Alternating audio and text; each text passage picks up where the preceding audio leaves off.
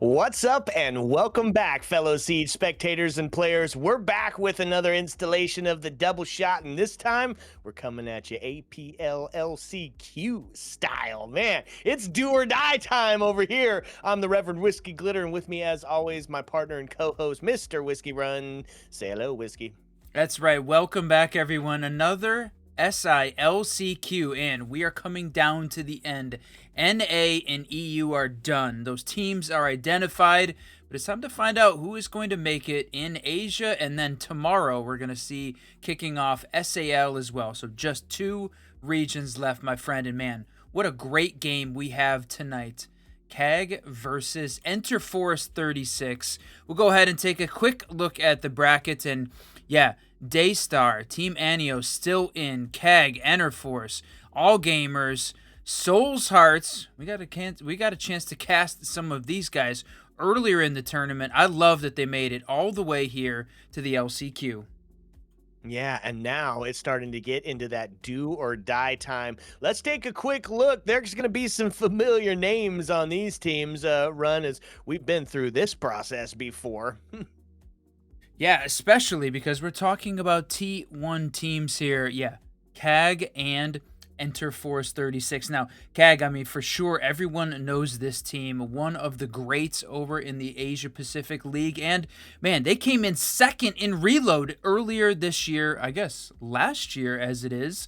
Reload 2025, losing to Furia in the end. But, man, what an epic run they had. And that was after their incredible play as a part of the 6th Invitational. They were like one of these fan favorites early on. They lost to Unwanted, but man, what a run they had.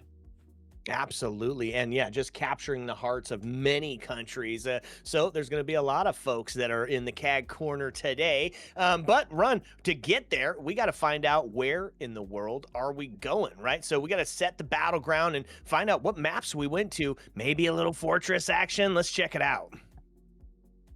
Man, we're not going to get to see Fortress here in APL. Unfortunate, my friend, because of how much we wanted to see this map. How much we got to see it as a part of the NA. It was awesome, honestly. Loved that we got to see it so much. But one of our new favorites, Lair, making the list here to start this thing off. And then Chalet, man. It really has been a bit of a roller coaster for Chalet in competitive play. Felt like it had fallen completely out of favor, but it is back.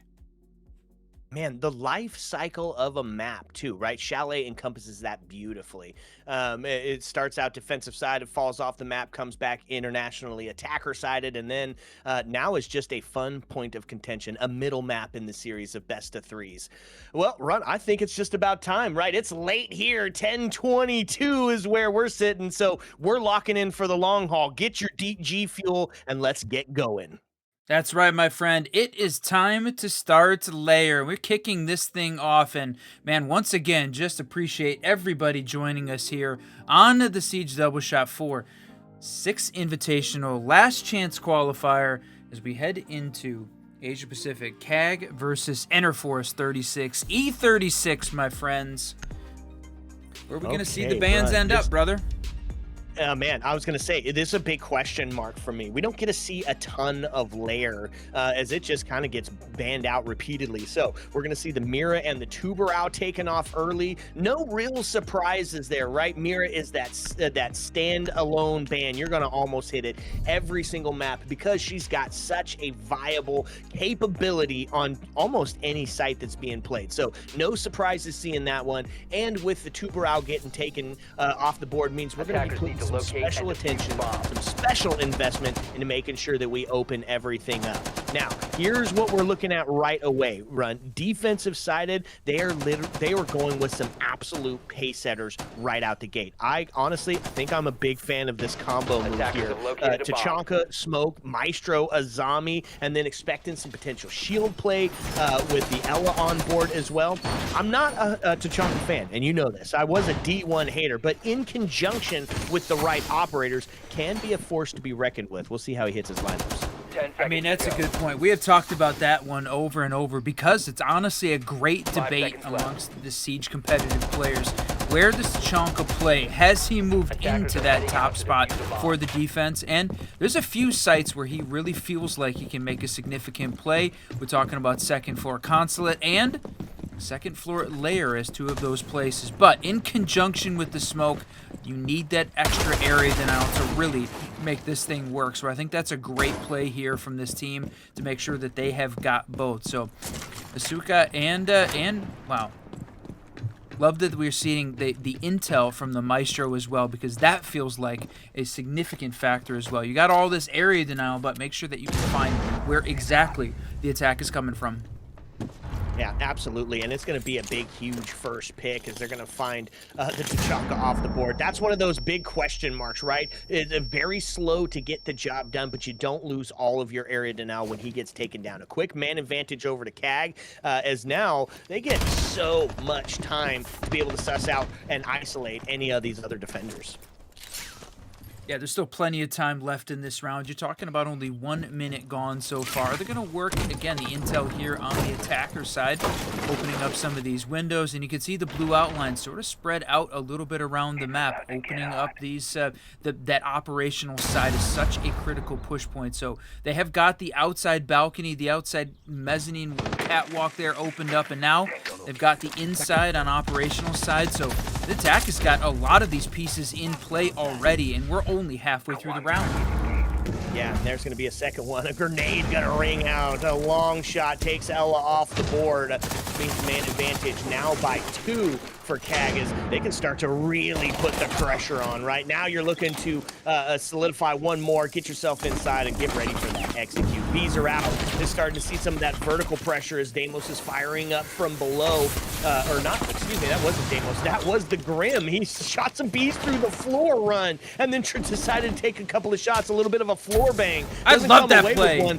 But check this out. Smoke now is but a bullet. He does get all of the canisters out now as he's got a little bit of that stall out, a little bit of that slowdown. It's going to be into the hands of Maestro to try to bring this one back. They finally get a couple of shots off the board. Plant starting to go down. This is where that Maestro is going to come in huge. Oh, is he going to get it? Get it! But he's going to get the potential down in the process. No, he survives. He stays alive. And that's going to be now a 3v1 all up to Maestro. An LMG to bring this one back. The bees go out. He's going to be sussed out. Now they know where he's at. It's going to force him on the scenic route, rotate back into sight. Man, what an exchange there. I thought we were going to see potentially the Maestro kill to take down the planter. He's a 1v3 scenario. 20 seconds left. Gonna peek one. Nina going for it. Okay, well, gonna try to just stick the plant here, or stick the defuse, but has to get off of it. And with 3 seconds left to start it in a 2v1, just not a very possible moment. Is gonna get the kill. A potential for the completely close out on the other side, but no time in which to get this one done. The quad kill rings out. He did enough. He had enough to get the job done. Time just gonna work against him on that one. Yeah, I love the fact that, you know what, go ahead and throw bodies, just continue to distract. You're going to let him pick up the kills, but not give enough time to actually win the round. The attackers pick a win upstairs on the second floor. And, I mean, great job, great play there by the Thermite. Our Cully just got everything open. Early on in the round, they had the 2 main breaches done, and it really felt like Force wasn't putting a ton of pressure on it. Losing the Tachanka early, significant blow to this team. And rather than try and go back to that second floor again, they're going to go ahead and play the basement this time around. Similar setup. Instead of the Tachanka smoke, they're going to go smoke Goyo, which I know you love that setup better.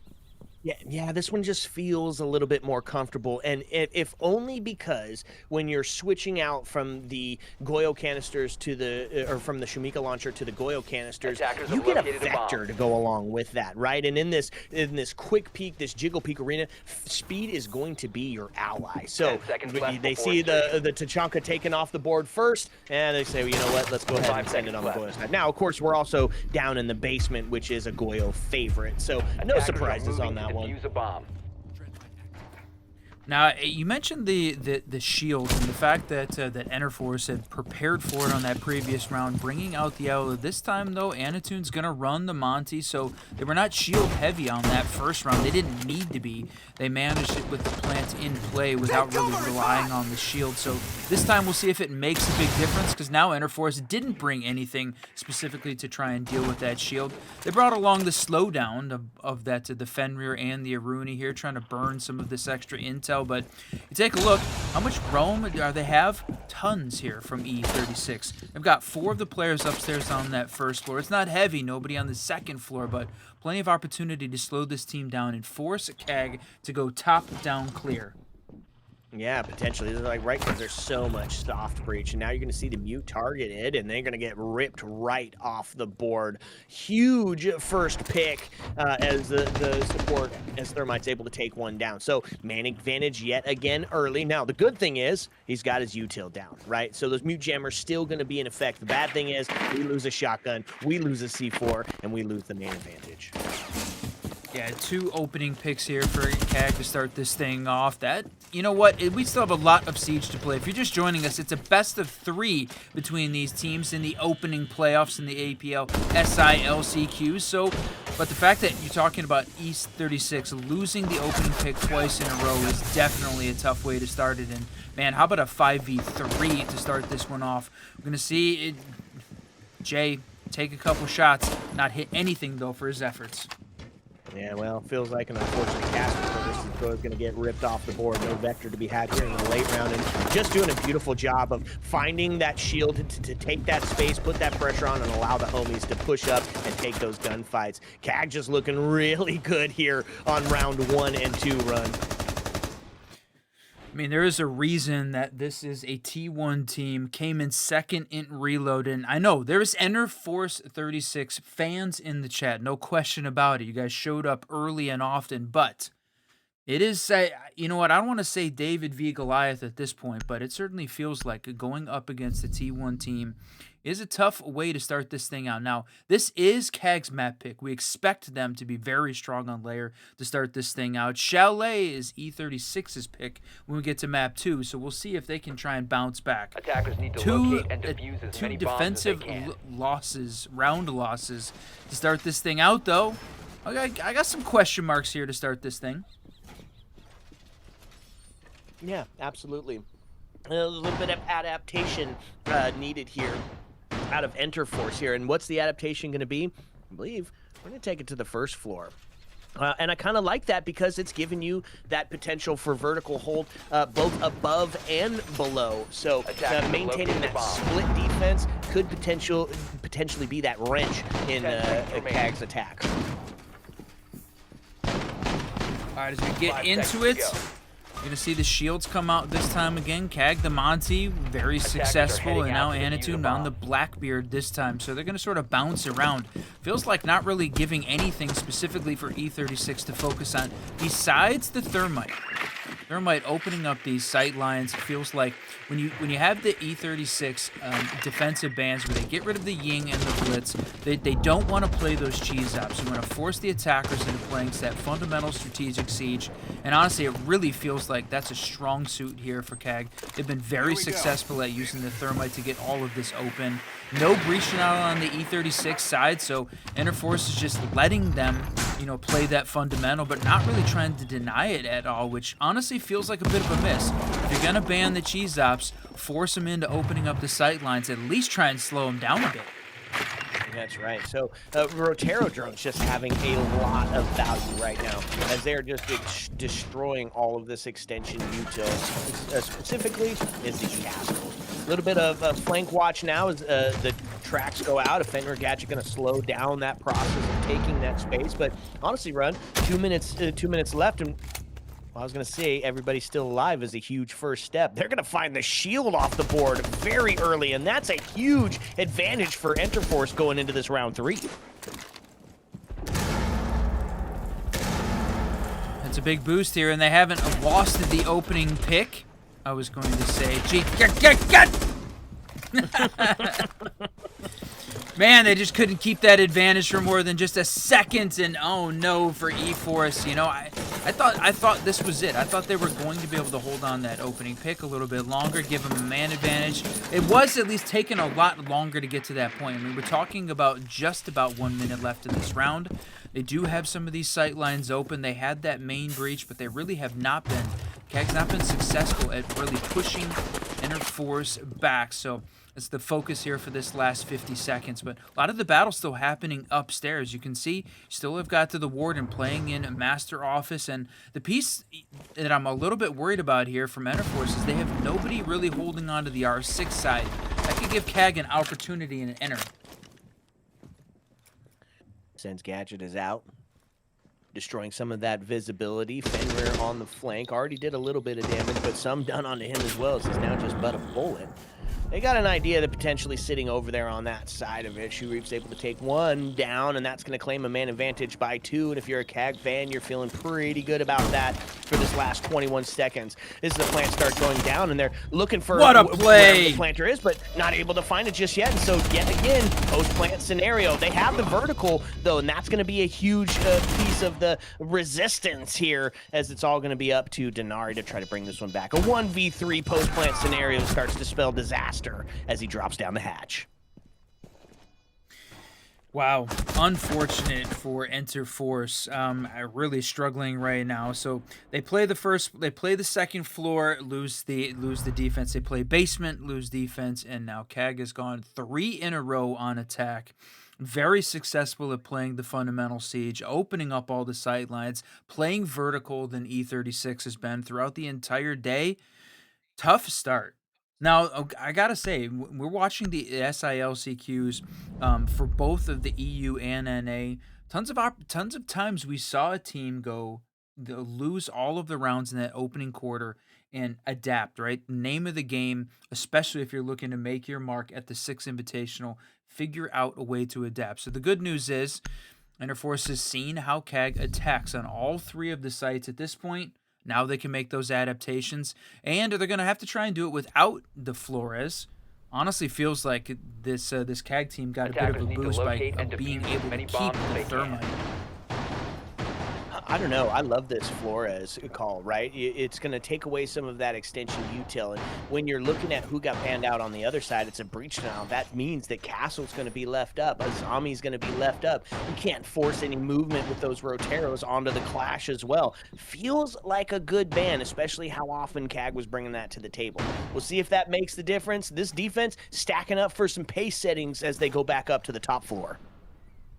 Yeah, I think you brought out a great point, right? Nina playing that the Azami, so good at holding on to the office area, just to be able to try and protect from the operational side push. So good at holding on to that. Now, in that previous, the last time we saw the second floor, KAG got an entry in, able to shoot her in the back of the head before she really had an opportunity to make a significant contribution to the round. So, got to be able to hold on to all of those locations, prevent that, and keep her alive just a little bit longer. But the fact that they lost both of the opening walls very quickly, need to see them, boy, I was going to say maybe try something different, but our Cully is right there again. We're talking about 30 seconds into the round, they've already got one of the main breaches open.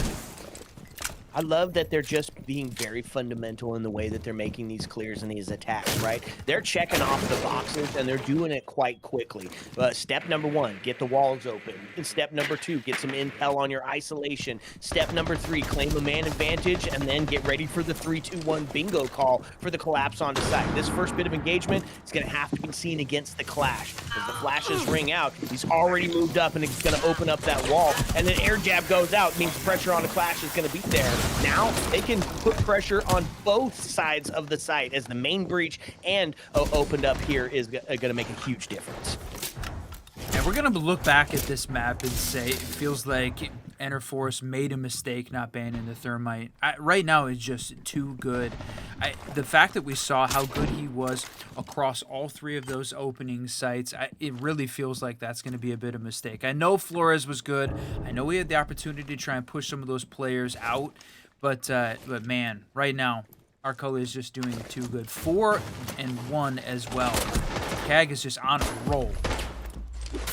Absolutely. Smoke's going to go out as it tries to stop that pressure from the site overplay. A shotgun in hand is going to try to see one, but look at No that. way. Absolutely deleted. Huge play, as now those flashes in the hands of Nomad and Thermite going to be extra potential now that you've taken the special goggles off the board.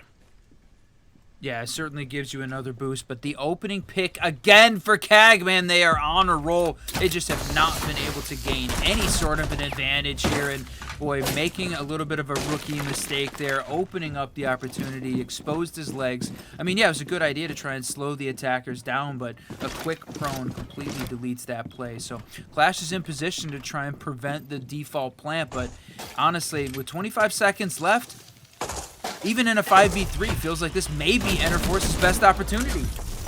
Yeah, well, it definitely is because of time for sure. They get a trade back, finally stop the flow of bleeding, and that's when he caps down. Nomad both go down, looking towards the kill onto the Thermite as shots are ringing out, but it's not going to be done in time, and that's going to see the plant starting to go down. A shotgun looking to claim one, but they're not going to be able to do it. It's all up to Wamai now to bring this one back into contention, and man, I'm not saying there's no hope, but it's a little hope, and in fact, there it is, a headshot. They knew exactly where he was at. They take him off the board, and it's a good night sleep type. 4 up, 4 down for CAG.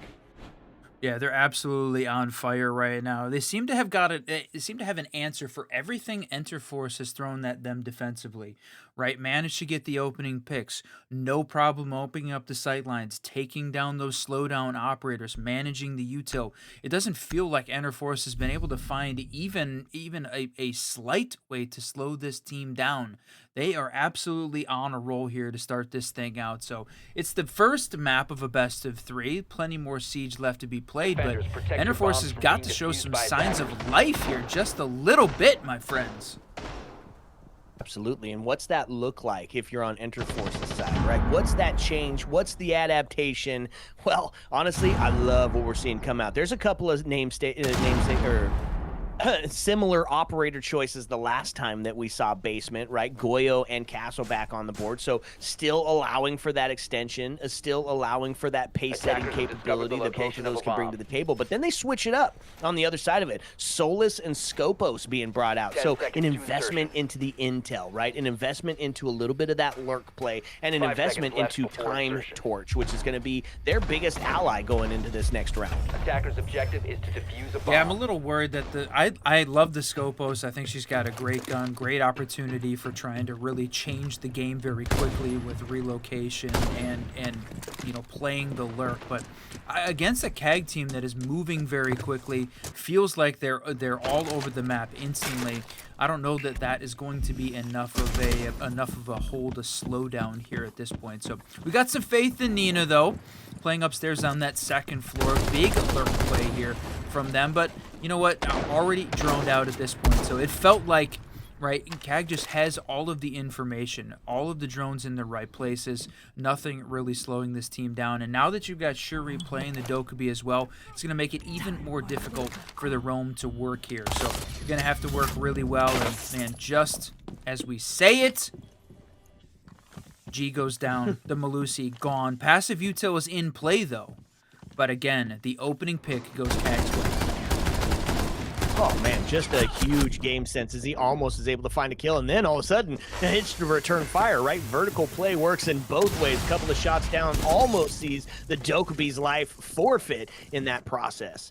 They are going to claim a man advantage as Malusi goes down, so a quick 5-4 now as Attack is going to get themselves in a couple more boxes checked and get themselves set up and ready for an execute, which they have done very well so far this series. I mean, Nina's still holding on to this vertical play, but it's a dangerous spot. Look at this. They did not realize he's upstairs, but what a whip! Oh, no. Tragic for Force. That was the huge opportunity and just could not hit any of those shots. Now it's going to be stuck. Oh, I guess not stuck because it's Scopos.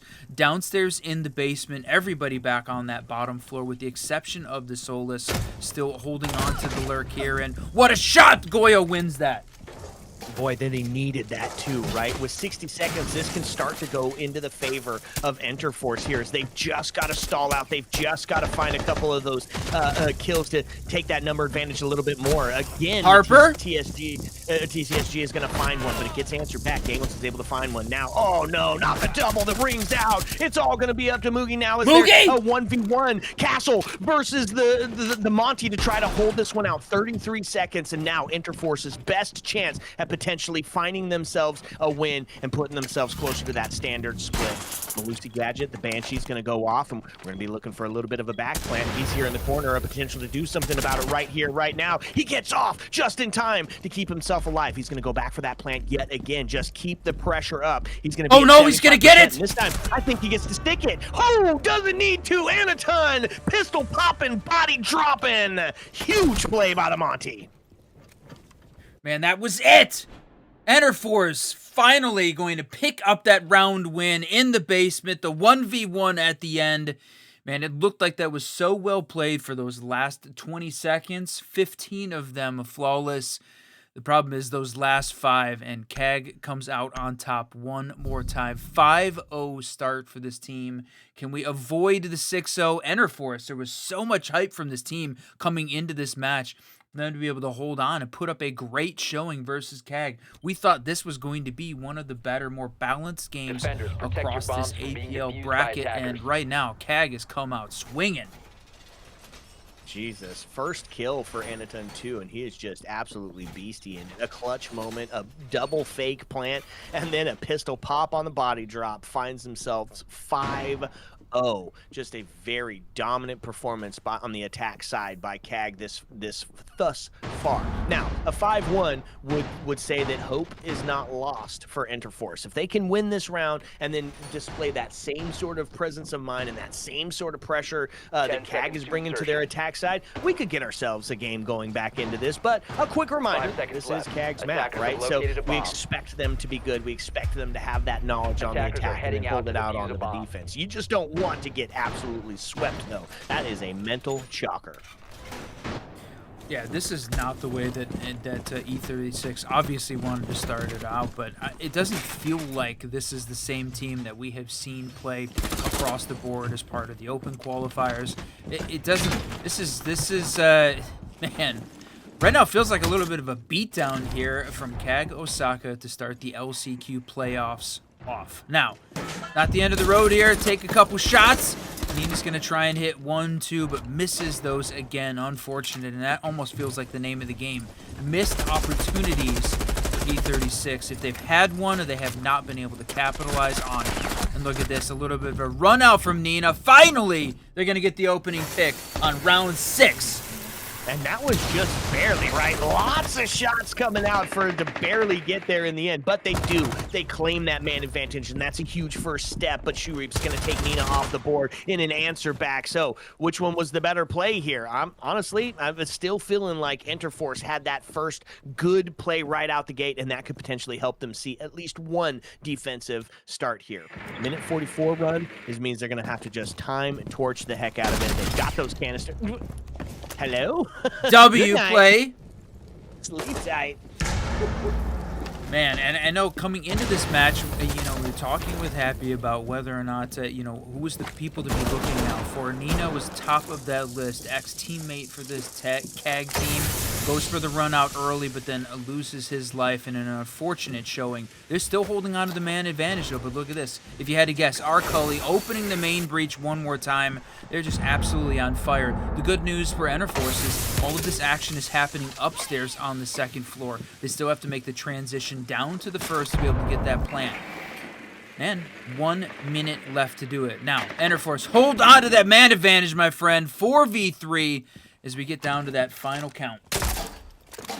Grim Bees to go out, looking for some locations to be revealed, but nobody really in place to get sussed out just yet. So in that 4-3 and 40 seconds left on the board, the pressure starting to mount for KAG, and pressure is relative. I mean, pressure for the round. They're feeling pretty solid in their 5-1 start. Now into a 4-2 as Moogie's able to take Shureep off the board. And yeah, honestly, feels like their best potential here to find a round. But we've seen this fall apart before. We've seen the collapse on the site still be a dominant dominant performance, you got to keep that body balance active. 17, and it's going to be the rotate outside. Looking like maybe Enter Force might catch there first.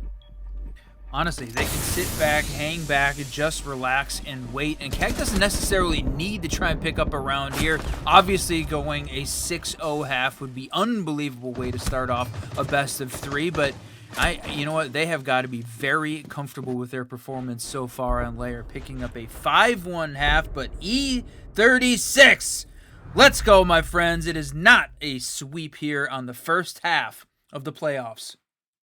Okay, I'm not feeling terrible if I'm Enter Force. I'm feeling a little bad, right? We did go 5 in a row before we were able to kind of solidify ourselves a round win, but not all hope is lost in this first map. Right now, you just have to bring that same aggression that CAG was bringing to their attack side of it. And what do I mean by that? I mean opening every wall, forcing the defenders to get into disadvantageous spots and then getting cut or hit by the cut route. Or by the cuts that were set up. We'll see if they have that same sort of success. We're on the precipice of a match point scenario very early on. Yeah, and from a CAG perspective, they have been very good defensively across the board. So, and even though we started to see, it felt like some signs of life from Enter Force and specifically Nina on that and J and G on that previous round, I don't know that that is enough yet so far. They're going to have to be much more aggressive on the attack. CAG was moving very quickly across the board, making all, like you said, talking about opening up all those sight lines. This is something that they showed a tremendous amount of success with. Enter Force is going to have to match that same energy on attack to be able to put that same pressure here on CAG. Well, we're looking at a very similar lineup, at least what they're showing right quick here, right? Deimos is on the board. We'll have the movie onto the shield to make sure that they're taking some of that real estate and then just open everything up. Thermite's rework has made him an unstoppable force because usually we see that Thermite and Ace brought along because you needed 2 hard breach operators to make sure that you got all of the avenues into sight done and work with them. Now that he's got 3, he is a one-man breaching machine to get all that opened up. On the defensive side of it, though, a very similar play as well, right? They're leaning into that double area denial, both Tachanka and Smoke on the board. Could be the difference maker, bringing the Smoke instead of the Goyo, because it's going to let you get a little bit more directional, right? A little bit more precise with where you're stopping that flow coming in at. So we'll see if it's going to be able to stand behind those Kiba barriers and stay alive. I think Deimos is probably going to have something to say about it. Yeah, I love the Deimos play here.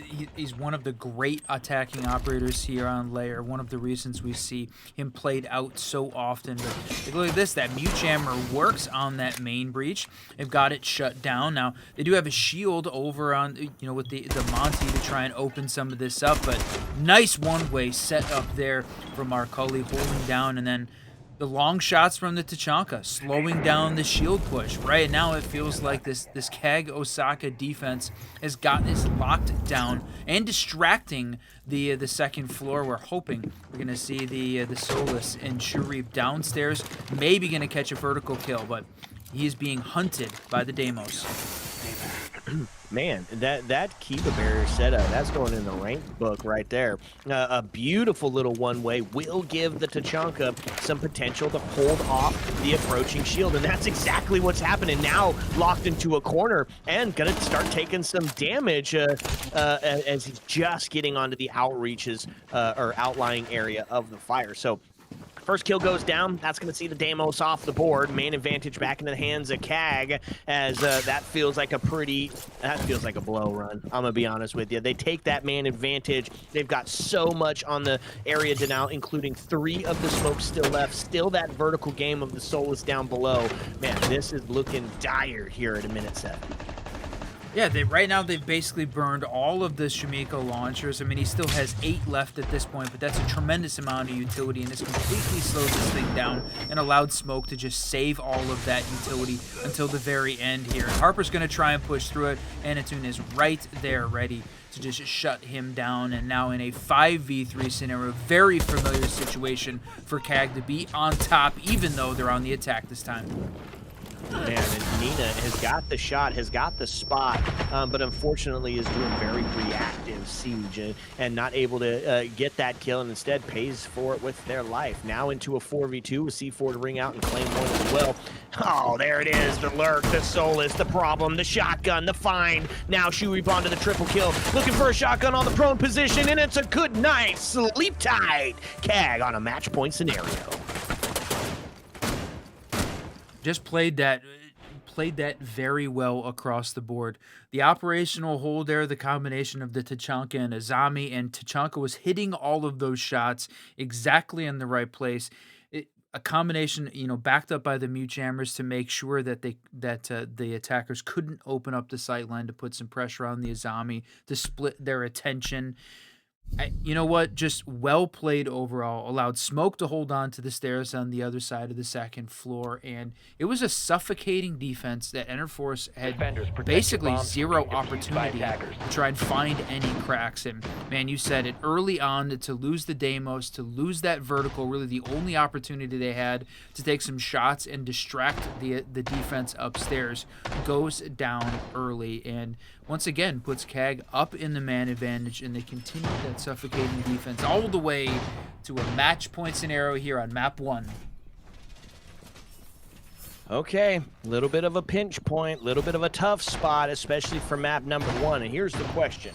Are you just calling GG's on it and get to your map pick and no way! Fight it out in that no! 5 seconds left. No, I don't think they should. Oh, Jesus. No, I was just responding to, do you call it GG's? No way, brother. We're in the SILCQs. I'm not gonna lie, you scared the hell out of me. Oh, okay. So yeah, probably not gonna be the play, but in a 6-1 potentially is the mindset. Win it on your map and then battle it out in 3 potentially. Oh my lord, run. Okay, I'm awake now. Man, you know what? I want to see them just get absolutely active right now here and try and when you're on the 6-1, right, for sure the fundamental slower siege just does not feel like it's working against this defense that is so good. So I want to see. It feels like I want to see him take some chances, but when the fact that you're on a 6-1 match point, you only have one opportunity for those chances, and take a look at this. Solus gonna try and take a shot. The nade goes out, and no way. Shureep wins that one. Another opening pick for this team, near flawless. It was only one round we saw Enterforce pick up that opening kill, and man, just absolutely on fire. And Nina tries to answer back in a big way, though, with minute 46 left. Yeah, that's taken one of the top frags off the board for Kag, and it's taking away one of those lurk rolls as well. Now, unfortunately for Enterforce, they still have somebody still on that first floor bunks area. Wamai looking to hold down sight just as much as he can, and they still got the vertical, they still got the extension, and they still have the smokes. So with a minute and a half, going to need to see some sort of unequalizer as Enterforce, they need to get a pick or two and get themselves ready for that execute. Yeah, boy, when we said suffocating defense, the fact that it is backed up by the smoke and that he still had some utility in pockets certainly makes that difficult. One more still in hand, and great shot there from Arcully, and man, just absolutely on fire right now. Cannot be stopped. It's a 4v2, 50 seconds left. I don't feel like we're going to see the end of those 50 seconds, though. Potentially not, right? Capitao is on just a very low health scenario, and the Dokkaebi pings are used up. So as the flashes start to go out, as the diffuser is cold, means they're going to try to find some sort of equalizer here, but you got to know, defense is not going to throw bodies. They're going to stay completely calculated and try to take their map number 1. Pressure up towards the top as the fire rings out, looking for that potential prone position down below.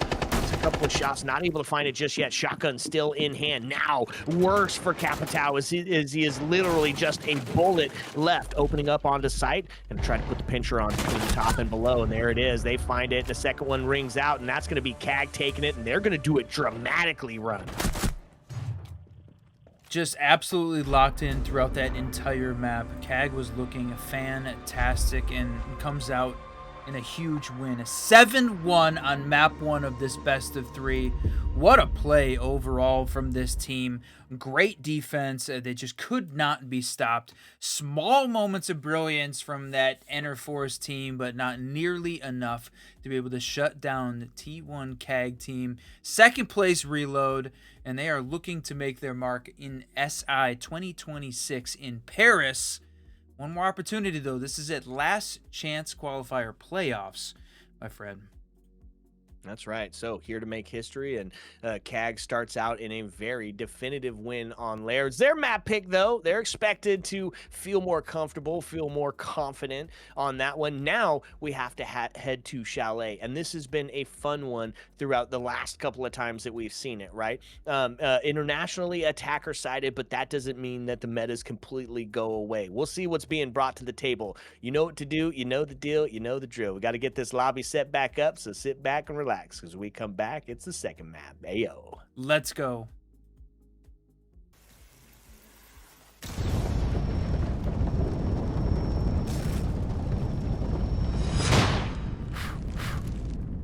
Control of the IT vertical space above storage and do exactly what we would have looked the defense to do during the plant, which is take out the planter or at least get the kill off the back of the crossman. For this attacking team, 55 seconds left, and it's all on the shoulders of Badham. Had the intel, but no. Badger grabbing away. Another. The pokey.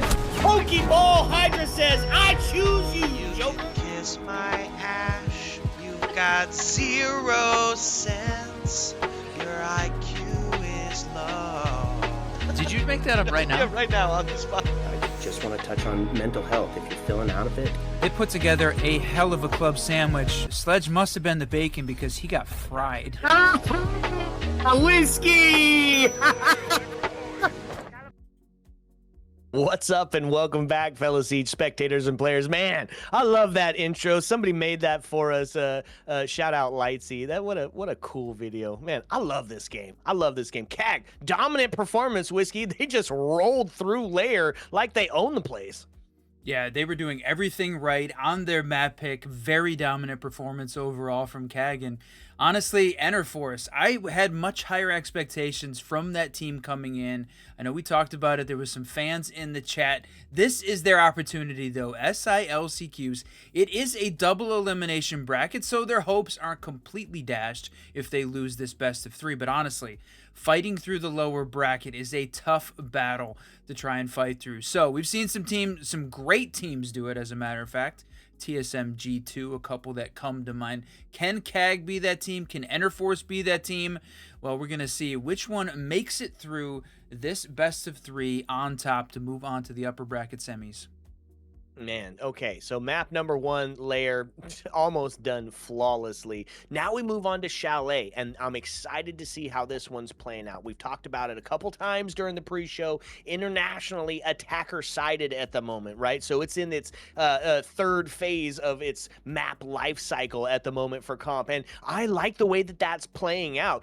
Fortunately, that means that we're going to have to see Force get active early on, right? And hopefully on CAG's side, we're seeing some of that first floor play. You know, where do you choose your Tersh site at? Are you a top floor? Are you a bottom floor type of team? It's all on the line right now for sure.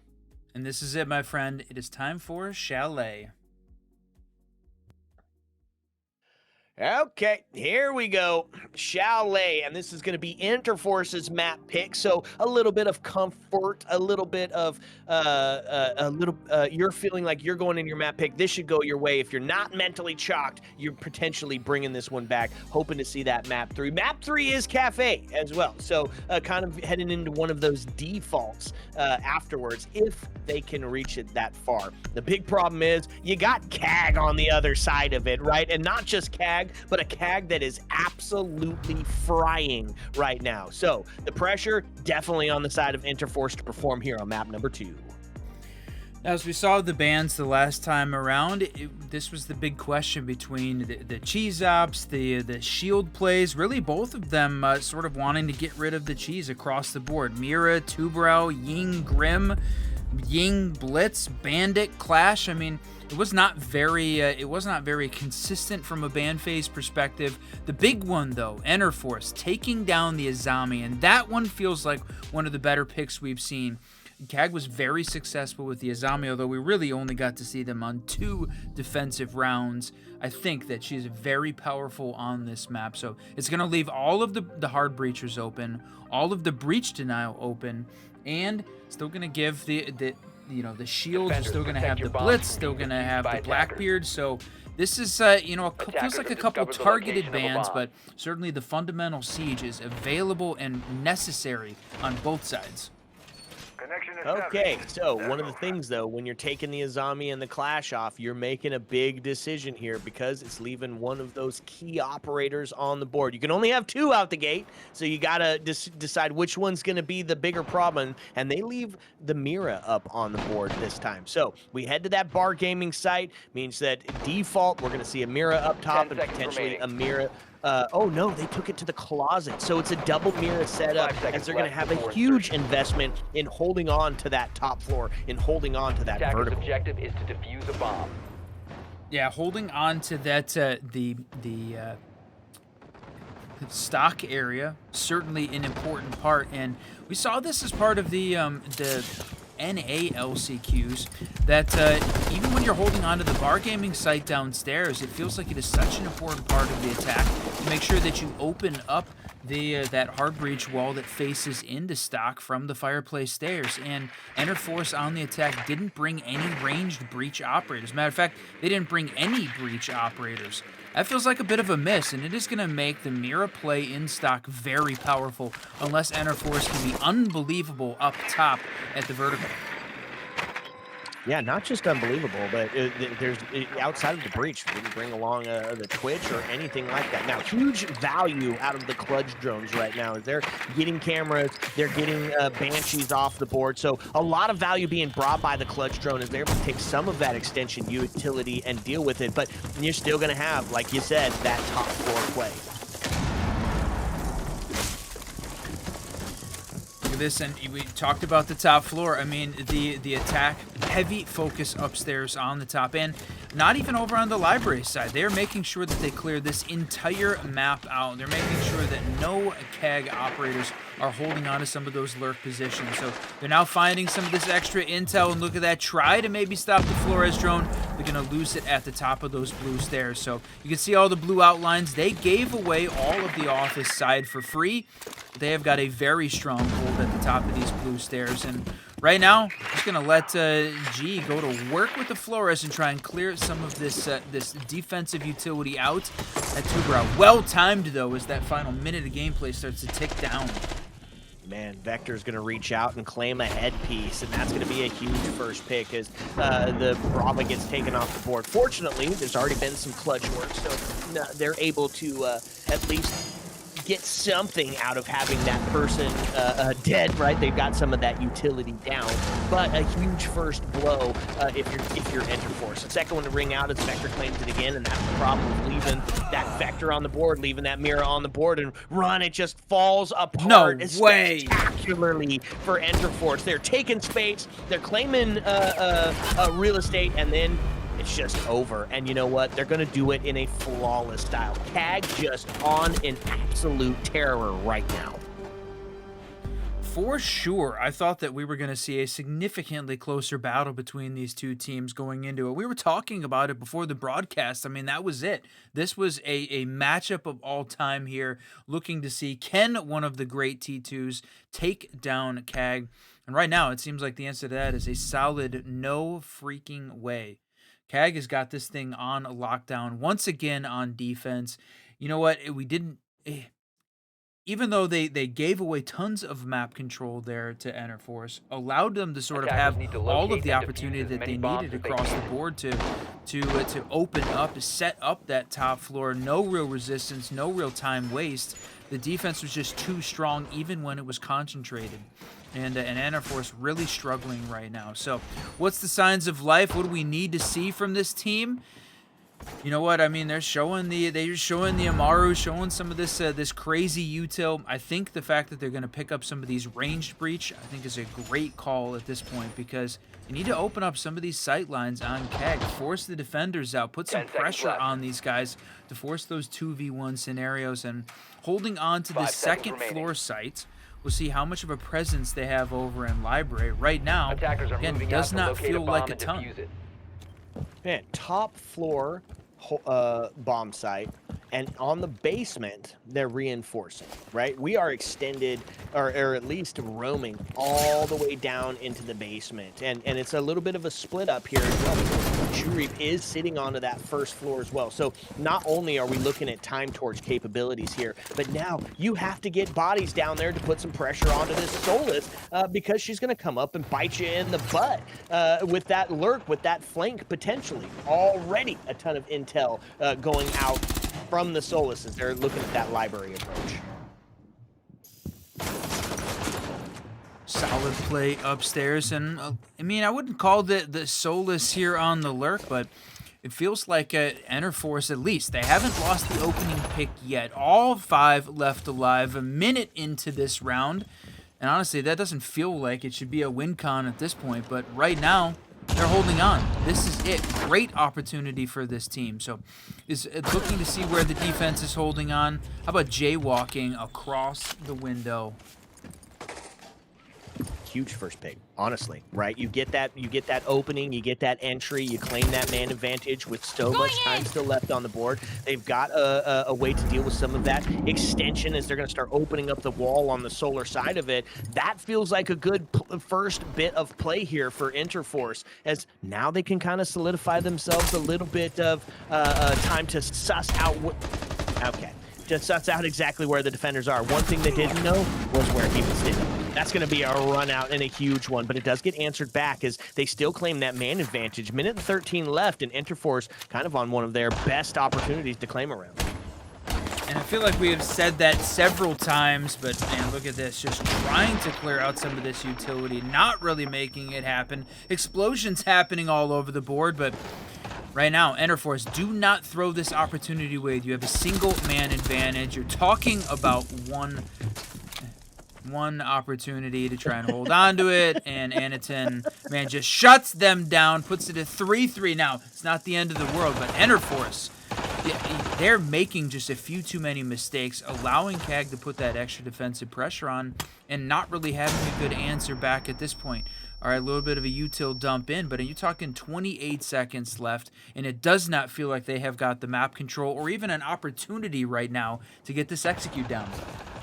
Man, what a beautiful mechanic there, too. Did you see that repel action? That's one of the newest features here in CJax, is that just cutting corners, don't have to get off the repel to do it. Ooh, gonna find one slipping. Anaton goes down, and all of a sudden, we find ourselves in an equalized 2-2. 5 seconds, though, as the pressure is definitely What a here. great So, play! Rooney goes down, but they find it. Nina's going to take that kill, and it's going to get it done by deaths as they start to get the defuse down. And look at that. Just like that on Interforce's map pick, we get tied up 1-1.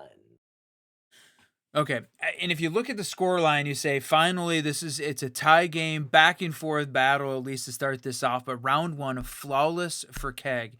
Interforce didn't really feel like they had the options there for the execute. So I'm glad that Interforce got it done on kills, but certainly a little bit off the back of Nina having a great game. We talked about what an insane player they are. Attackers need to locate. Can and they defuse hold as many on bombs and as they beat can. that force here for E36 to carry them forward? We're going to see CAG go for the full rotate here. They're going to play the second first floor site, pick up the kitchen and dining side, and look at this. Anaton playing the Cade, hiding, trying to avoid, see whether they can catch this team off guard, because they have not really brought anything to do with the hard breach or breach denial when it's on, because that has not been a hallmark so far of the CAG defenses. right? They did bring that Hibana last time to open stuff up, but like you said, didn't 10 have to seconds deal with left that before breach. Now, insertion. I love the strat of hiding the operator, not knowing exactly what seconds you're to go. bringing to the table, and then it becomes a big question mark. Who is it that you're hiding? You know, obviously Clash Attacker's is banned out objective is to here defuse right the now, bomb. but that was a big strat that we watched with the Clash. Maybe are they doing something different and bringing along a Cav? Nah, well, they're not, but, you know, one can always dream of the fourth. Either way, going to be hitting down on the first floor, which means now they're going to be able to have a little bit of a question mark when the attackers get here and try to put those selva charges on. Great play. It is going to be difficult here. So they do have the Mav. Nina playing the Mav, so they do have the option to try and get some of those walls open.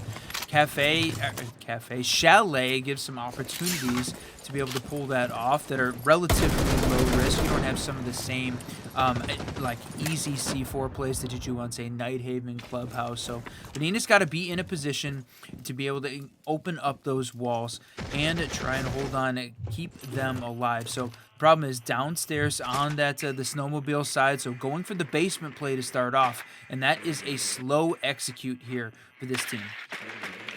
Yeah, but this is what they've been showing, right? Players all the way down in the basement, players onto the first floor, and that's one of the things that not only that extensive run game very early on, but also the jump outs can start to affect the pace of the game. Now, it's not just get a drone in and make sure that space is clear. Now you got to put bodies down there, right? And now you have to not just put bodies down there, but you got to put bodies down there and be careful of the run out, which happened twice in that last one, right? So, you know what? Lots of preemptive play here out of CAG, just really trying to set the pace for the rest of the round.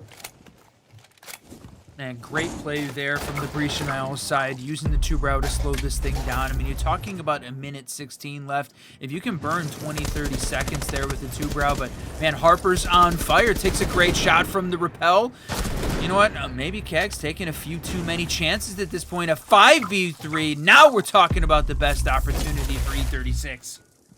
Yeah, no kidding. Maintain that man advantage. Time is not quite in their favor, but still plenty of it left to have. So they find one more. They're going to be in a real good spot to get an execute going down for sure. Now, it is a couple of low healths on the side of Enter Force, right? Maverick is but a bullet. Lion low as well. So, you know, finding a couple of the full players off the board could be a huge advantage right now. Off the window, that's going to be one of them. The double rings out. The numbers get equalized, and now you're in a 3-3, 30 seconds left, and CAG looking to put themselves on a second win. And the fact that they had 3 C4s, and one of them already picked up that kill, so that was a huge play. Take a couple shots, goes for the prone and own. That's going to be another C4 coming out to try and take down that window. So some huge explosives in the hand, but DD Man is there. No way. How does CAG turn that around? And we see Enter Force throw a 5v3. Man, tragic for this team. Yeah, that's going to be a VOD review later where they're going, man, what in the world? We had the advantage, we had the time, we had the space, we had the intel, and then we lost the round, right? Looking for some Fabian-esque style quotes here, and you're losing your ones. We're not isolating well. And in that, because of that, on map 2, with CAG already up by 1, they take the scoreline advantage. Okay, if you're just joining us, welcome in everyone here to the LCQ Asia Pacific League. One opportunity left for these teams to try and find that single open spot to make it to Paris. It's a best of 3 battle between these two teams. We're in the upper brackets though, so the loser moves down to the lower to try and fight it out. And right now, CAG is absolutely on fire. 7-1 on map 1. 2-1, including one of those a flawless round here on Chalet. Enter Force.36 needs to step up in a big way. Doesn't feel like they've shown those signs of life yet. So now what do they have to try and deal with? What opportunity they have? I like them getting rid of the Mira on the defensive side. Right, Mira was very good at holding onto that stock side. CAG immediately plays into the bar gaming side, so they lose a significant asset there, but that was a flawless round for this team to start off. So Enter Force still has a lot of work to do on this attack side. 10 seconds remaining. Defense back to the bar gaming. They've got 5 themselves seconds set left. up for a potential play downstairs into the basement, even though nobody Attackers sits are there moving to currently. defuse the bomb. Still going to lean into that ghost pressure scenario. If it's locked up, that means potentially someone's playing there, so have to get bodies on it. And I think Blackbeard might be that first person in through garage to try to do that. A bit of a spawn peek right here by the Malusi. Gets himself into not going to find anything just yet, and a little bit of danger as they start to take the roof. Yeah, DD Man had a couple great shots at the end of round 3. So you know what? Push the advantage. You know, show that you are the better mechanically gifted player. Take some of those shots. I think that is a great call at this point, especially when you're holding on. You know what? Playing the Malusi, all of that utility is already down passively, so you can afford to throw some bodies at that because Enterforce has shown they're completely capable of blowing even a 2-man lead. Yikes. Tough one. Tough pill to swallow, but it is what it is. Still on a chance to tie it up here. They've taken some space now. They're starting to collect some real estate site over side of it. And honestly, no real resistance just yet. They're about to meet some on the piano double. A quick swing, and that's going to... Well played. Man, Blackbeard finds that kill, and that's a huge first pick, right? They claim the man advantage. They still got both of their shield heads, or spear heads on the board, which means they're going to be able to take some space, and they're going to be able to do it in a hurry. Perfect use of the Blackbeard there, shielded, forcing the defense to try and hit the headshot. Shoe Reap gets close but misses in the end. And all right, Enterforce, man advantage, opening pick secured. Let's go, my friends. Definitely not the win con at this point, but it certainly can't hurt as we get into that final minute 13. Really looking forward to see this team push this advantage. They still have got the Blackbeard. And if CAG continues to take some of these chances that I don't feel like they need to at this point. They could hang back just a little bit more when you're talking about that final minute of gameplay. They're giving Enterforce the opportunity and just baiting them in to take the shot. 50 as it starts to count down. They've now made their control towards blue, which means they can start to put a little bit of that vertical pressure on. They've got a hatch down into sight. Second one not quite opened up as it's reinforced, but this was a big part of the play. But it's time starting to count down now. They really need to find another pick. C4 is going to potentially ring out. Oh, not C4. I don't know what that was. Oh, Rotero drones. Yeah, that's what it was. Getting active and finding that. They're going to find another kill, but now the answer back. Warden, special goggles on. And going to be a little bit of pressure here out of the double shield as they looking for that same sort of pincher maneuver, and they find it. It's going to be Blackbeard onto the triple kill, on pace for the ace now as the SMG-12 rings out and claims one. Plant starting to go down. C4 is going to be there. Not going to find the kill just yet. So 3 seconds left. No chance to stop this one. And Blackbeard breaking out the barbecue sauce for that 4-piece, baby. What a great play. That right there was the round we needed to see from Enterforce. And it kind of felt like CAG was throwing that one just a little bit. I know they felt like they took some extra chances. And honestly, that had been working for them round after round. So why not? Go for that. Enterforce, though, finally answers back off the back of the shield. The double shield play to just gain sight control, hold on to stock. I was going to say early on, if Enterforce was going to lose that round, when we were at the 35-second mark, they were still clearing utility in library, still clearing utility at the top of Mez. It took them forever to try and gain some of that, the complete control without the bulletproof cams, without the shields in play, to give them freedom to move around. It was extremely late for them to be able to clear that utility off. Ultimately, they're able to convert that into a round win, but I would have been significantly, more disappointed with the way that round had played out. It still was feeling very late, so there's still some things CAG or Enterforce can work on. But you know what? Take advantage of CAG mistakes. Let's ride this thing on your map pick. 10 seconds left. If we're calling this map attacker-sided, CAG's already put their 5 quota seconds to in. insertion. Well, honestly, both, right? Depending on how it plays out, either one of their Attackers are moving out to locate a bomb is already and hit their defuse it. quota. So anything outside of this is going to be icing on the cake. Defense going to lean into some of that slowdown. The Fenrir now making their way on board. Take away that visibility. as the attack starts to make their way in. Hibana back on the board to open some things up, and this time they've got to Twitch, and I think that's a good adaptation, as now they can get some of this extension util off the board, specifically looking towards those Fender gadgets. Yeah, I do like that play. They should be able to use it quickly enough, and Kag is generally been playing pretty close to sight, not having very big roam games overall, and we're seeing a little bit of that. Shirip's holding down on bar, and Arculli's holding on to library entrance, but that's mostly over on that blue side. So look at this, they're gonna burn those Aruni gates upstairs, just eating some of that utility. But the fact that it's so easy to use the Hibana pellets at this point, I think that was a big boost to her as well. And honestly, I almost expected to see more teams play the Hibana early and often as the alternative to Ace, but still feels like she is on the way up at this point.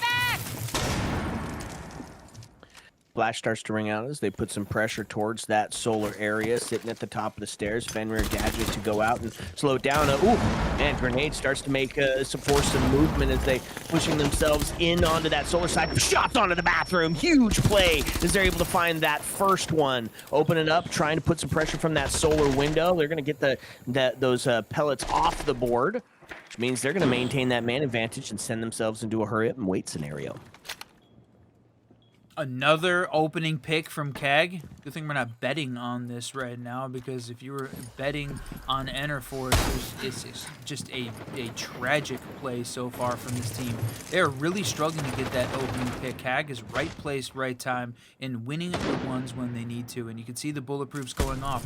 Still, utility in play. They do have the Twitch, but it just feels like a too little, too late kind of a scenario. Bulletproof's still up. Intel still going out. Enerforce, where are you at on this attack? It's doing very spread out. This is going to have to be a tremendous collapse.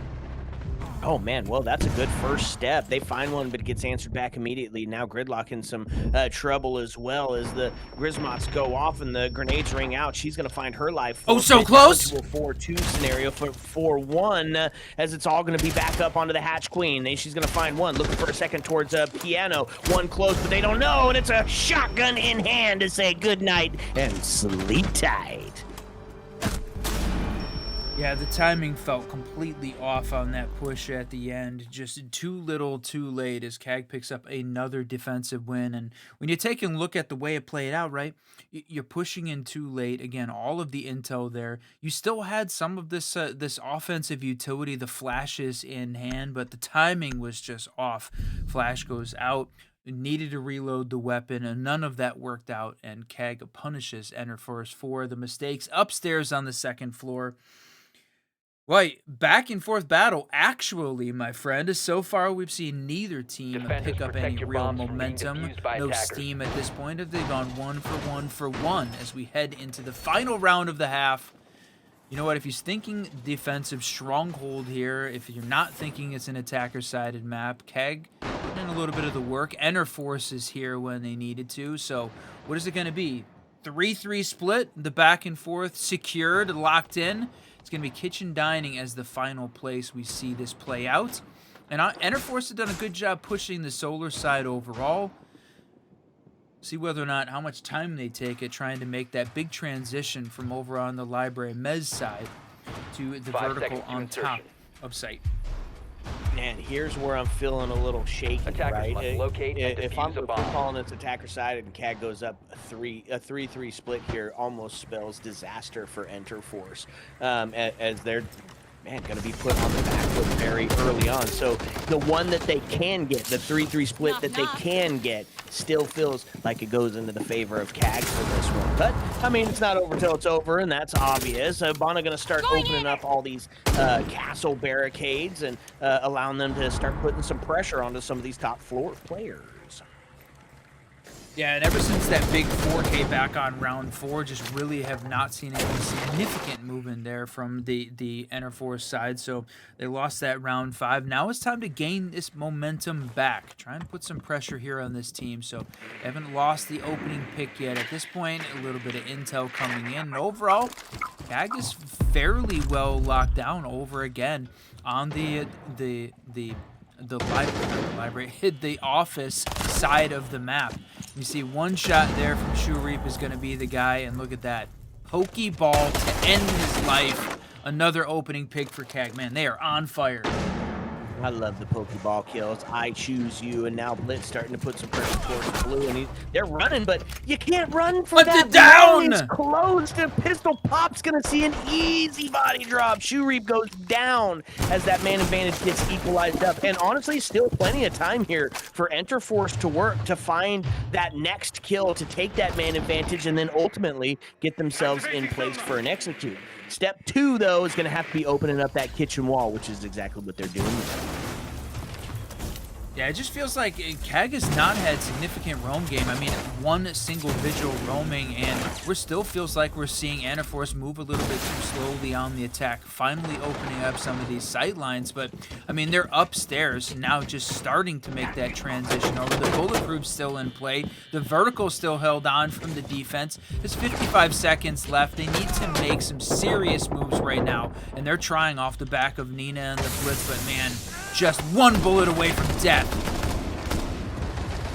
Takes the Blitz down, unconfirmed onto the kill, and then the DMR is going to ring out and take one, so turns bonus this into health. A true 3-3. Yeah, so if he gets even a little bit of that smoke, he's going to go down in a blaze of glory. Starting to make their way towards 45. They've got it opened up. Now the execute go off the chassis, potentially to be the thing. Smokes off the long distance, and now no C4 opportunity to do so. Some charges go in. They're going to be able to find themselves on the plant as the smoke canister's not able to deny it. Huge play by Enterforce as they're looking to tie this one up. W execute from this team. I mean, that was exactly what they needed to pull off. No C4s, and the smoke missed its mark, allowing the plant to go down, and good hold. Do not throw this thing away in the post plant. Macaulay looking for that shot, but it's 22 seconds left, my friend. That's right, and they do find the kill. In fact, they find a second onto the Dokkaebi, so it's all going to be up to the Selma charges to keep this one what alive. A whiff! And well, and they get the kill, and they've got enough time. Can they get back to do it? They no can. Way. With 2 no seconds way. to spare, they get themselves the defuse going, and they're... Oh. I thought that was down. the other guy. I was like, what?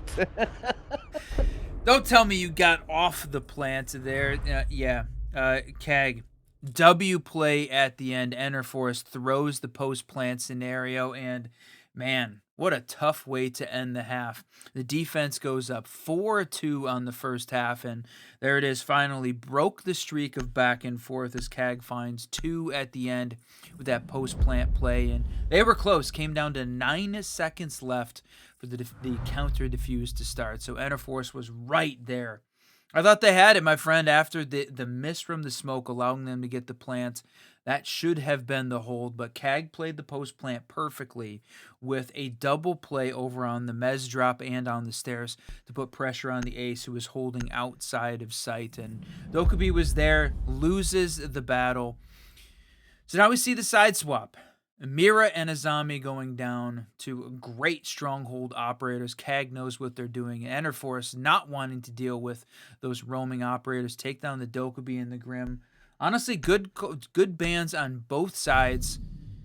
Kag still feels like this is I don't want to say unbeatable team at this point, but they have got some momentum behind them in this best of 3 that's going to be difficult Attackers to overcome. need to locate and defuse as many bombs as I they love can. the bans, especially on the attack side. Grim and Dokkaebi just absolutely OP operators. So you know what? You're right. Get them off the board. We don't want to deal with them, and get them on out of there. Enforced. We're going to start up on the second floor here, and to do so, it's going to be a fairly standard lineup, right? We're going to deny some intel with Mute on the board. We're going to try to slow it down with the Banshees, the Grismots, and the Laser Gates. And then, of course, Warden, special goggles, special plays. He'll be that stopping force, trying to take down whatever flashes and smokes they bring to get that execute going. Will it be enough? On map number 1, Kag was absolutely insane on their attack side. Well coordinated, well thought out, well developed, and well played. It's going to be on Enterforce to bring this back, and I think they can do it. It's defense on Chalet. Feels like that's a good move. We'll find out together, I guess. Yeah, you said it. Kag was on fire. If you're just joining, it didn't catch Lair as map 1. Kag goes 5 in a row to secure a 5-1 defensive half on on, or that was attack on Lair. Yeah, just absolutely locked in on attack. 5-1 to start that thing off. And honestly, it could have been a 6-0 half. They just got close. They started playing a little bit more loose. Enterforce took advantage of it. And you know what? They have carried that momentum here, at least partially, into Chalet. But it's, you said it, Enterforce map pick. Their time on defense. And there it is. Takedown, DD Man. Man, huge play. Just a run out, a pistol pop. I said, hello, I see ya, I hear ya, good night. And they needed that. That was a huge first pick. And they get the breach off the board, which is going to make all of this last minute and 57 just a little bit tougher, right? Now you still got to deal with the vertical. They can put a little bit more attention onto that as well. They find the second kill as the button goes down, now into a 5-3. A real good spot for Interforce here on the defense. Just checking in on some of the other games. X-Chiefs had picked up their map 1. Daystar picked up their map 1. So we're getting to see some of the others taking place on those streams and try and throw up those stream links. But as we get down to this final minute and a half, Shu Reap, the takes down a Mugi. I thought they were holding on to a significant advantage, but it is starting to come back. 3-4 is not big enough yet at this point, and now we go 3-3, and that's the diffuser going down.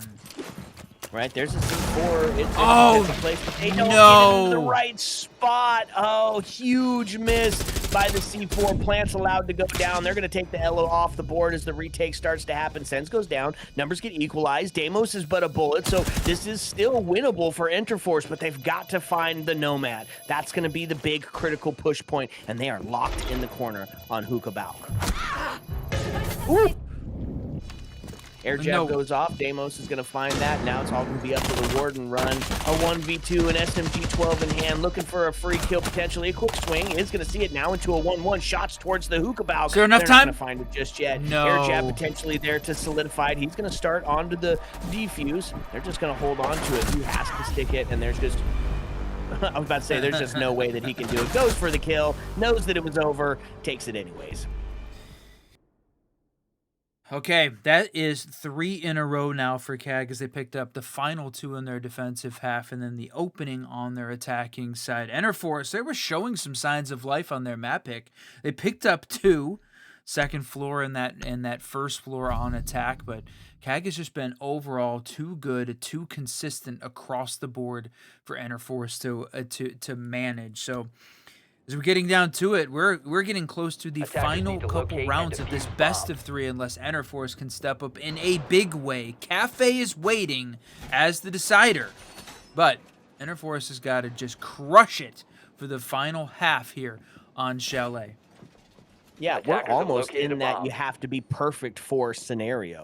CAG's on that match point yet again. Enterforce has effectively doubled the amount of rounds that they got on map 2, so a good start, but not enough to be viable, right? They're still playing very reactionary siege instead of taking that aggression towards them. They get that entry pick, they get one on the run out, they're forcing some of that ghost pressure, and CAG still just responds. They're not to be slowed down even a little bit. So this time, we go back to Bar Gaming. This time, they're going to close up both the hatches, right? They're not going to give CAG a chance to get down and into sight while still maintaining that vertical. We'll see how they get it done this time. Yeah, it doesn't feel like they've got the confidence internally to try and hold on to that vertical piece, and it's such an important part, and it's one of the reasons why we're seeing CAG as the T1 team. Enterforce is struggling at this point right now because, to me, holding on to the vertical, just giving that library operator the option to try and back off after killing a bunch of time is worth more than a couple of the reinforcements and giving that space away for free. So they are holding on to the mezzanine, so at least putting a little bit of pressure on that the library push in, but it feels timid. It feels like a more timid way to play that round, and it doesn't feel like that has been working overall against this CAG team. So they're not matching that same level of energy, and you know what, CAG can take a little bit of time to clear out some of this defensive utility, and we're talking about a minute 52 in, taking a shot there, doesn't hit. He goes for that the air jab, and man, they just look, it feels like uncoordinated right now here on the defense. That should be the strong point. and they're holding on. They've got some of that top floor control. Right. The big point is we've already seen attack take some of the critical space needed, and that's a big pinch point here. Locked up onto the mez, waiting for a potential rotate. Nina in a real good spot to make the play if they go unsussed out to push in towards blue. Elysian Goo to go off. Now knows that the pressure's going to be coming from that side. Looks at the wrong area though. It's Blackbeard making his way up. Shots. Nina goes down as the wall bang happens. C4, though, takes Anaton off the board, and that's huge. That's the spearhead done and dusted off and close to being the frag leader. He's tied up with the Capitao currently. Now, they were closed. We're going to start getting some hatches open because now they've claimed all that vertical space. They pushed the defense completely back down into that turtle up, that bunker strat, and with 47 seconds, this could play out as a defensive... Dang it. I was going to say, could be a defensive stronghold. They find another kill off the board, so main advantage back into the hands of Kag now, into the hands of Kag by 2, as they're looking for a match point scenario. Shoe Reap in through Bar Gaming. First bit of contest here. Smoke rings out. They're going to take the smoke off the board. Shoe Reap's onto the triple kill. Looking for that top vertical. They claim the space. They claim the area, and they claim the kill. Shoe Reap breaking out the barbecue sauce for that 4-piece. Now put onto a match point scenario. What a W4K there for Shoe Reap to send to match point. And it's not just match point, my friend. It is match point, map point, and now best of 3 quarterfinal point. Kag Osaka is 1 round away from taking down Enterforce, sending them to the lower bracket, moving on to the semifinals, and locking in what has been a very dominant performance overall across both of these maps. Crushing on Lair, just suffocating 7-1 victory. Attackers need to locate E36 and found, defuse bombs. some points. They looked better on their map pick, but overall, Kag has just been, right now, just better. Not only in attack, on defense, on both sides of the map, but utility usage, vertical play. It feels like a copy pasta at this point with all the things that Kag is doing well. So Enterforce got their work cut out for them. They need to be perfect for 4 just to send this thing to OT if we want to have a shot at Kafe. Are you talking they just have to fix these copy pasta, but in a positive way? I was, yes, indeed. I love that. Yep, Kag is great, and they're great at taking space, leapfrogging, vertical, entry frame. Heading out to defuse a bomb. Oh, that's funny. Denari on the board. Gonna try to slow down some of this play out of Kag Osaka. They kind of leaned into that, right? Banshees, the Frost on the board as well. Those Grismots. Really just a lot trying to make sure that they can be the pace setters here in this potential final round. Yeah, the Enterforce fans in the chat are saying it. Potential final round, Glitter. This is not it. Our team is not done yet. They're going to find that option. They're going to find that opportunity. Playing a little bit spread out. Nina downstairs in the basement looking, a little bit of intel coming here. And, all right, can we go for the run out downstairs? Put some pressure direct on this Kag Osaka attack. I want to see that a little bit more aggressive play because... There's just some times if you just let Kag, spend all of the time that they need to open up the sight lines, they're very successful at it. So, and Shoe Reap, 11, 6, and 2, 4K on that last round, shutting and stopping the Nomad from making some progress here, I think is going to be very important. Minute and 47 left. First kill. Anaton's going to find one, but immediately answers back as Shoe Reap's life is forfeit from a well-placed headshot. Does find us equalized on the 4-4, but you do take a C4 off the board with that kill, and that's a huge first one. Now in a little bit of a standoff here. Oh no, siege timing might see life forfeit at the bottom of Fireplace that sits onto the window and just holding. A couple of shots, a little bit of damage. Denari now in some trouble. No way. Starts to some more damage as the Capitao fire starts slowly bringing them down. A second one now to ring out. As they hold on to that area, and it just locked into the corner in a perfect space not to die. Huge here as he's allowed to hold on to the top of Solar. Yeah, I think DD, man, thinking he got a little bit more success there trying to clear some of this out. So they're going to hold on again and thinking this is a great opportunity. Do they know that Moogie's holding on to this spot? And there it is. G finds one, takes down DD, man. This is huge here for this team. They got to be perfect for 4, and they're sitting in a 4v3. How about a 4v1 now? GG picks up the next. That's right. A little bit of a Chibi-Su. climb back. Mugi goes down as now we find ourselves into a 1v3. Flora is the last alive to try to bring this one back. A little bit of intel, knowing that somebody's got to be there. Oh, man, the flash rings out, but it's just going to completely miss. Frost is there. They find one and get a little bit closer to tying this one up. Let's go, E36. What a way to come back here. You need to be perfect for 4, find one. It was a great hold. Kag, I mean, they had some opportunities, but once again, the opening pick, even though it went in Kag's way, it was answered back very quickly by the Enter Force. But man, the stat line on opening picks for Kag is certainly one of the storylines for this one. Enter Force really struggled at taking that open engagement, winning that gun battle. And now as we get into the second half, the fourth quarter bans coming out, all shields as both Clash and Blackbeard go down, and that feels pretty good here. Kag was doing a better job with Blackbeard than I feel like Enterforce was for Clash, so they win to me the battle, but sort of upsets the lineup, right? If Clash was an important part of the way Enterforce wanted to hold on, you're gonna have to make some adaptations, and Kag is going full, almost full cheese on this one. Defenders, protect your bombs from being defused by attackers. Okay. Slow down city. A perfect for 3 scenario. What do they do on the side of Interforce? They want to really dictate pace here. Bringing the castle out to help solidify a little bit of extension play. Force you to bring along some gadgets to take them off or some operators to use that utility to take them off the board. Denari and Ella with the Grismot's going to be setting up and stopping some of that forward advance. I like this defense. Is it enough? 10 seconds Not remaining. quite sure. 5 seconds remaining. I mean, good question at this point.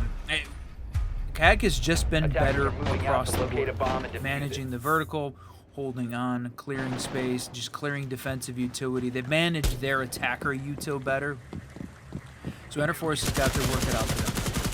You talk about that. I like the fact that we've got the Denari, the trip connectors. It feels like Chalet is a map where a Denari has got some serious value. And I like that, Harper is going to run the Ella this time around, focus on the shields, but Kag didn't bring any of the shields this time around. They're going to work on opening up all these castle barricades very quickly. Havana, even better for that job now. I love that a shield gets banned out and they're not just using another shield. He said, you know what? I can get active with a gun as well. I mean, it is Anaton for crying out loud. Yeah, bringing out the Nomad, a little bit of flank watch instead. And they're going to be putting some attention to the vertical here. And that first bit of contest could see Deimos getting active towards that. Not a run out. Oh, siege timing will save the life of the defender as they drop down to the trench. And now Buck and Deimos down to put some pressure onto this vertical play. Oh, what a run out. Except for the air No! jab in No! place. Shoe Reap's able to take Mugi off the board. They claim that by 2 now, as vertical is still being had, as Buck is just causing that disruption up top on the second floor, and everybody's up there as well, right? They've got the Sense gadgets out, helping block that window play. Oh, honestly, that is a beautiful piece of tech right there. Solid onto the window, but it's not going to be confused for long. They find that kill and get one closer to tying up this main advantage. It's a minute 13 left. Enterforce, it is time to freaking lock in, my friends. Kag is 1 round away from sending you to the lower bracket. What can they do right now when Kag is floating? Man, they have got to find some opportunities here. Take some shots, but right now the attacker Yuto is just devastating this team.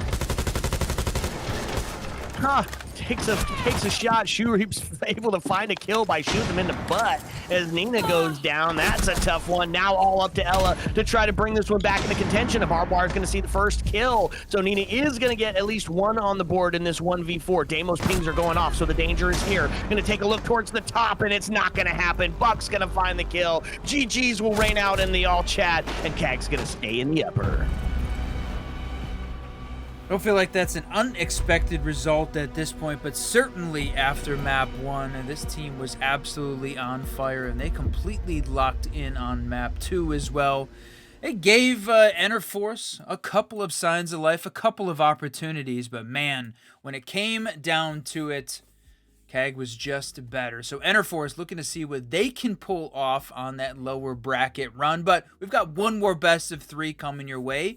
We are going to we're gonna take a look at Tom J's stream as man the ex-Chiefs roster is playing that thing out while we get our next game set up. But man, it has been some great Siege so far. Thank you everyone for joining us here on the SILCQ here in Asia.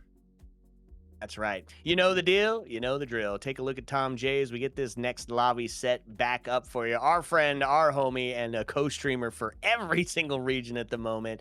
Show him some love as well. Go check him out. We'll be right back with our next set of maps. Ayo. Let's go.